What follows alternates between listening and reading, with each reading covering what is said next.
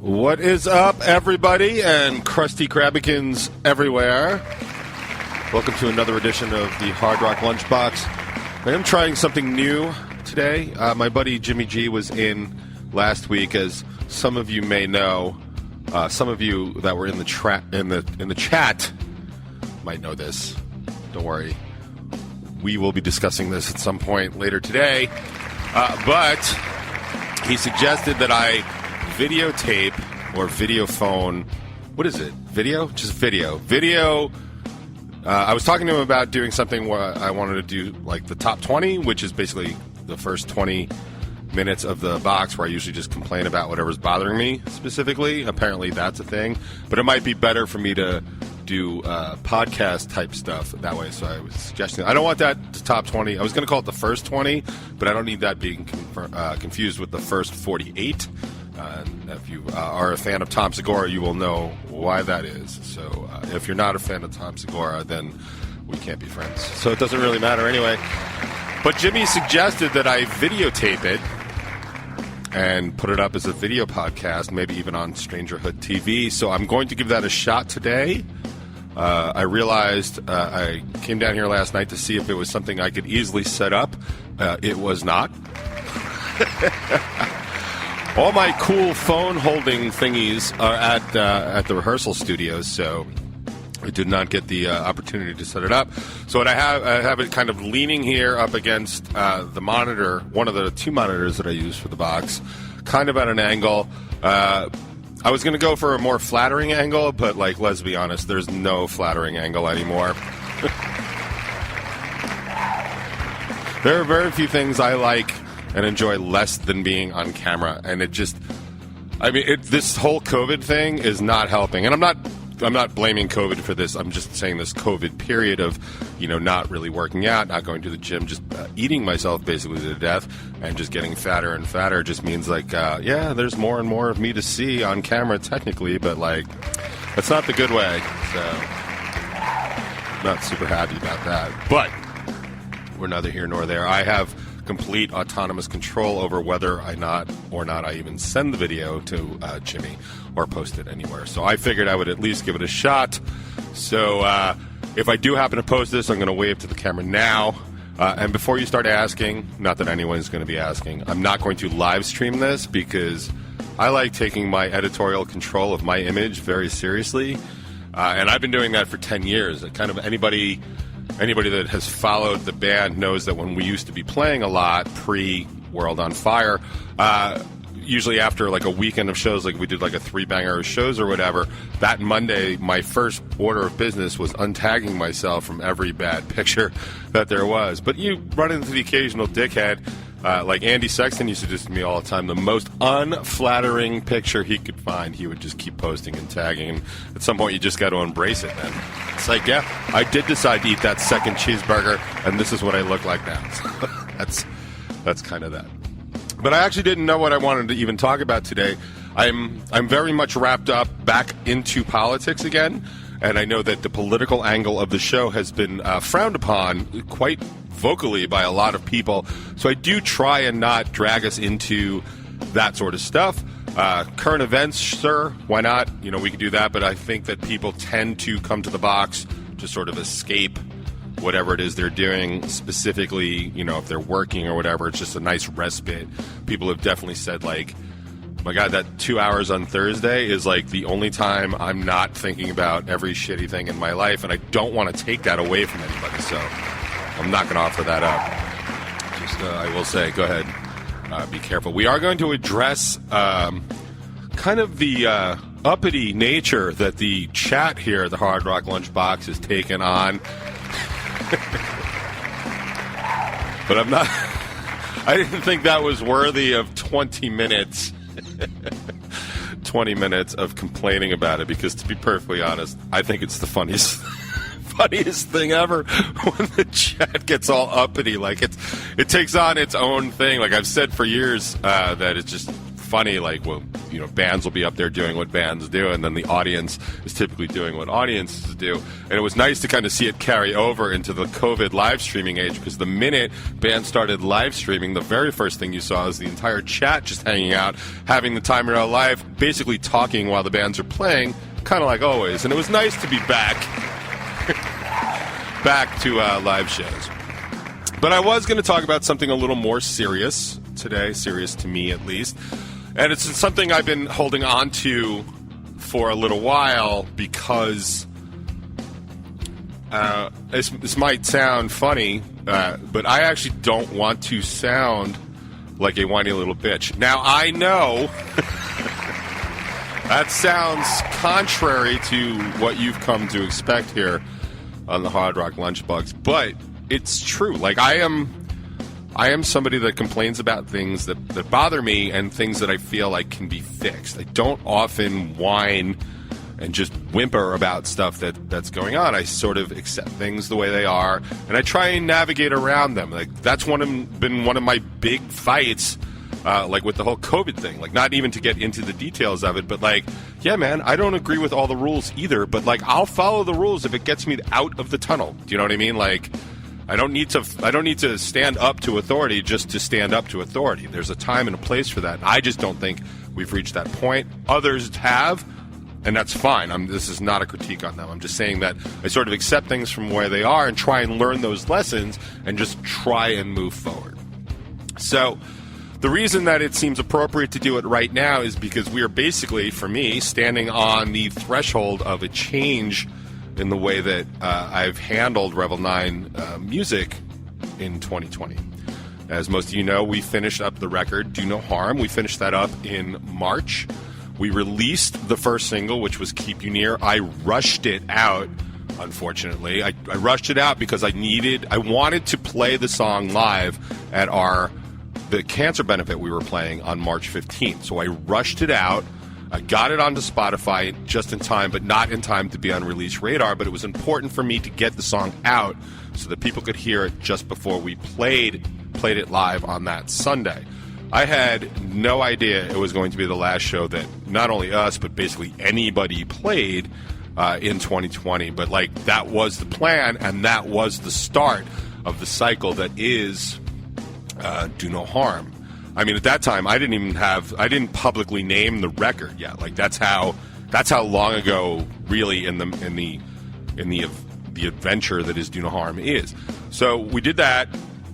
Then we proceeded with the plan of doing a CD release in June. We had it all booked. It was all booked at Revolution, which, Revolution was our home bar for years, and Revolution is no more because of the lockdowns and the COVID and all that other stuff.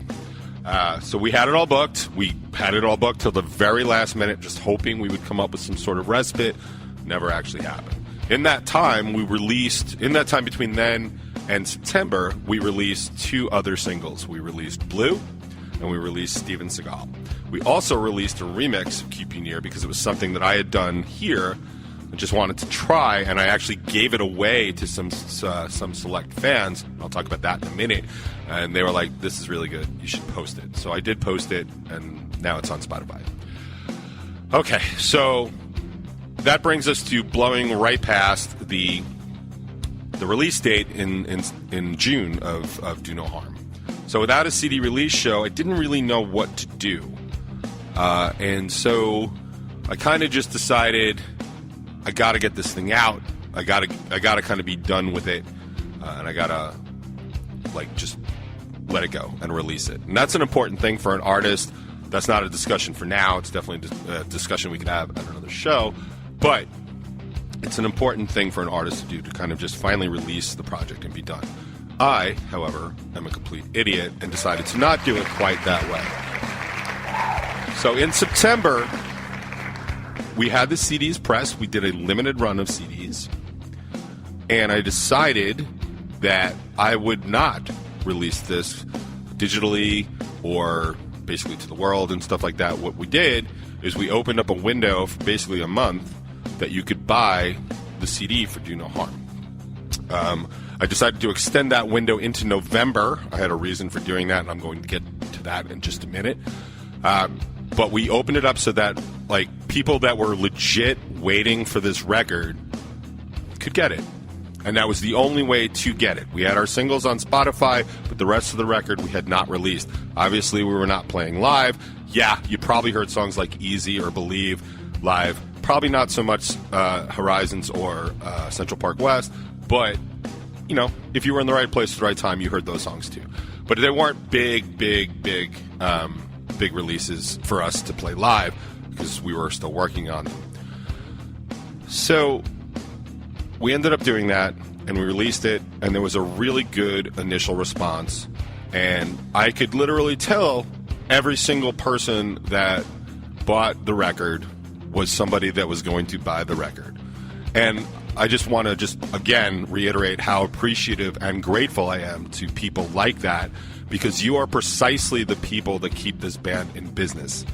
And to some extent, and as much as this is a component of who I am as a human being and something I'm compelled to do, to some extent, a band is a business. A band cannot continue to function without monetary support. Now, I know bands also cannot continue to function without kind of emotional support and sort of like appreciation for the effort that you're doing, and that's something else. But like, unless you're just raking in like six-figure incomes across 4 members of your band, like, you can't really afford to just keep pumping stuff out for free. You know, this is not some sort of like charity organization. This isn't like, you know, we can just keep spending money on this. All the money that goes into this band comes from the band members or people that are actively supporting the band's products. And I made that clear. I've made that clear for years. And we've talked about like what's important, like how you can help a band, and financial backing is always super important. Because it's direct. Like, whenever we would play live and we'd play away, I would tell people, like, every t-shirt you buy sends like $10 into the gas tank. Like, that's really it. And I've always looked at it like that. Like, merch goes into gas tanks because that's what people wear at shows and stuff like that. When you buy CDs and stuff like that and pay for that, that's what pays for recording a record. And to be perfectly honest and to be kind of roughly, approximately financial, I would say that Do No Harm cost about $4,000, maybe $4,500 to produce. That is a low amount of money to produce a record of that quality. And I'm not like patting myself on the back here. It costs money to do something of that quality. And we all knew bands that aren't spending that kind of money to do stuff. I'm not talking about people that have the talent to do inside, you know, do it completely in-house, but to do it out of house, like a real studio with real production, with real mastering, with real duplication, that stuff costs money. It's much cheaper to just go straight to digital, and that's one of the reasons we decided to go with singles in the future. But all this stuff costs money. It's all absolutely true. And that money comes out of our band fund. And our band fund is funded by sales and band member dues. Just is. So for everybody that bought Do No Harm and paid for it, like, all that money is really just paying down that debt. And that ends up opening up money, because we pay stuff forward, opening up money for the next recordings. So, you know, if you're looking for songs like Scars or Side Out or even like our cover of Plowed, like, that's going to cost.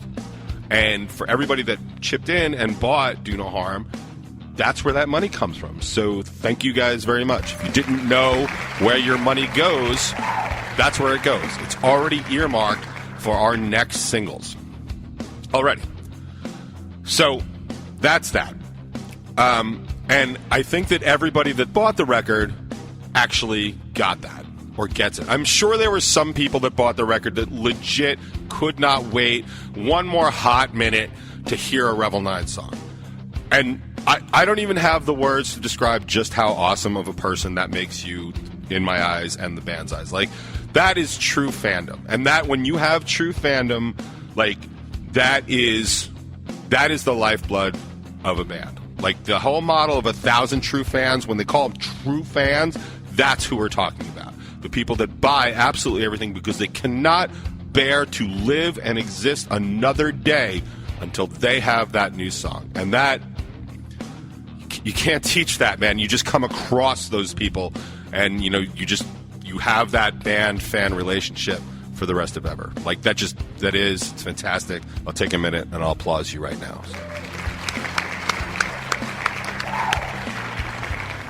So I'm sure some of the people that bought the record did exactly that. I know for a fact that some of the people that bought the record bought it completely and strictly and solely to support the band. And that is a completely other animal, and it's something that I really wanted to talk about today, and that's that whole setup that I just talked about, is that. And the reason it's important today is because tomorrow at 1 o'clock, Do No Harm does go digital. It goes worldwide digital release. So Spotify, Apple Music, Napster, Amazon, everything you've ever and never heard of. It'll be on YouTube, I'm sure. I think there's like a week delay for YouTube, but it's going to go everywhere.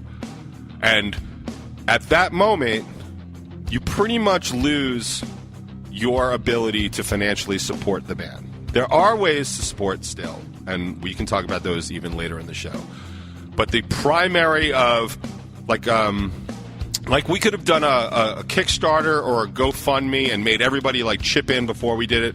I don't do that. I don't like doing that. I don't think it's worth doing. I don't like squeezing the fans like that. I see some value where it involves the fans, and that's kind of cool, but unless we're ready to make that level of a commitment as a band to really partner with fans, we can't do it. And considering how much work this actually takes for me specifically as the engineer of the record, like I don't have that kind of time. I don't have it in me, and it's just I want to get back to writing and recording songs. If the other guys in my band were up to doing that and playing those games and doing that with fans, that would be awesome. But they've never stepped up to do anything like that. So I can't really expect that they would do that kind of thing. So, like I said, we have a limited edition CD out. It is still available. Like, obviously, we didn't sell them all out, or I'd probably be having a different conversation. The vinyl is super limited edition. That also is supposed to ship tomorrow. It looks like it's not going to ship until Monday, but we're in the pocket there. Like, everybody that's ordered a vinyl, it's going to go out. Some are going to be delayed because they've been asked to be signed, and I have to get the whole band together to sign them, which in and of itself is just becoming completely a nightmare. But again, that's another show. But I did want to point out one very specific thing, because like I said, there were definitely people that bought Do No Harm, the CD, back in September and October even, that did it solely to support the band. Yeah, they're fans, but like, they are true believers in the process and the product. And the reason I'm bringing this up, and this is the thing that bothers me the most and has pissed me off for weeks now, and I've talked to Jimmy and Mikey about it, and they've got it in good places and they understand how things work, and Mikey gave me some like really sound, obviously good, reasonable advice, but I'm me, and I live up here in my head most days.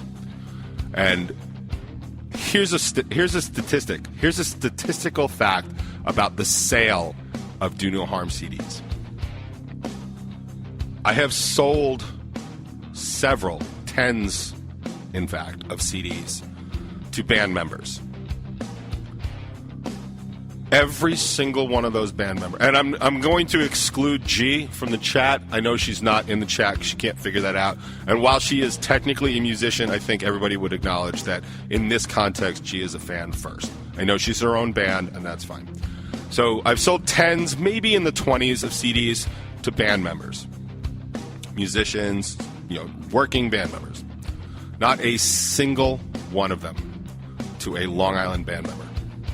Of all the Long Island bands I've played with, of all the hundreds, approaching thousands of Long Island musicians I know well, I've played with, I've networked with, members I have supported by putting them on shows, both New to You shows, Long Island Rock Unplugged shows, Revel 9 shows, getting them in on other shows that we're a part of. Not a single Long Island band member has bought this CD. Now, to be fair, the first thing Mikey said, it's kind of a dying medium. It's a CD.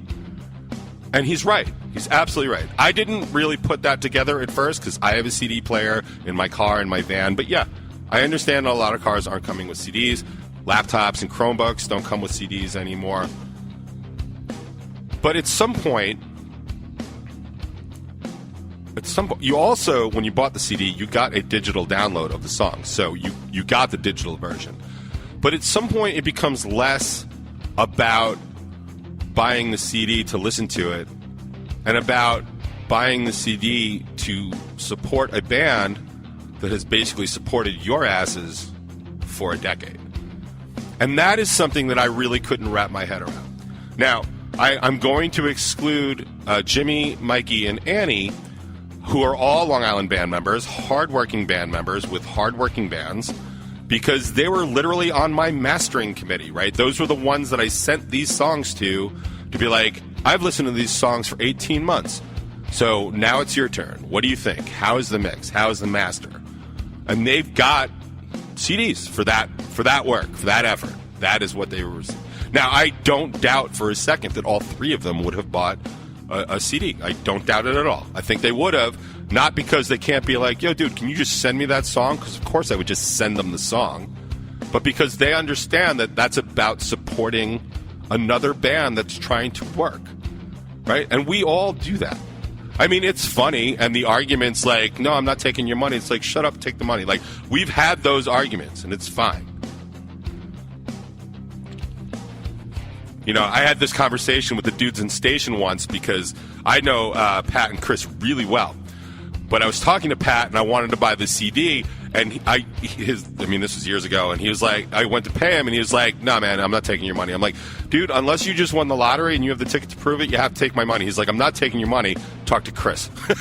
Chris has no problem taking my money. Chris is a production assistant, like a production manager, like he is business as business goes. And it was just like, cool, man, here's my money. Just take it. Which I appreciate because it's an awkward thing, but like, no, just take the money. So we've all had those things. But the point of it is, like, I know that would have happened. So, like, in the back of my head, like, okay, I would have gotten those. But the statistic that really just bothers me is that it's zero, dude. It is a goose egg. Like, zero. Not my former band members, not old members of Revel 9, not all the bands that we played shows with forever. None of them. Not a single one. None of the bands I play here on the Hard Rock Lunchbox, not a single one bought the CD. And it bothers me. It bothers me a lot because it's, in my head, it's all about respect. And kind of the lack of it. And I have to tell you, I don't know how that's going to carry going forward. We are going to go back to some sort of normal. We are going to go back to doing new to you shows. We are going to go back to KJ's at some point and play Tuesday night unplugs. It's going to happen. How inclined am I going to be to, like, help somebody else out? Oh, you want a show? You want your first show? You want to get on a bigger show? You want that level of support?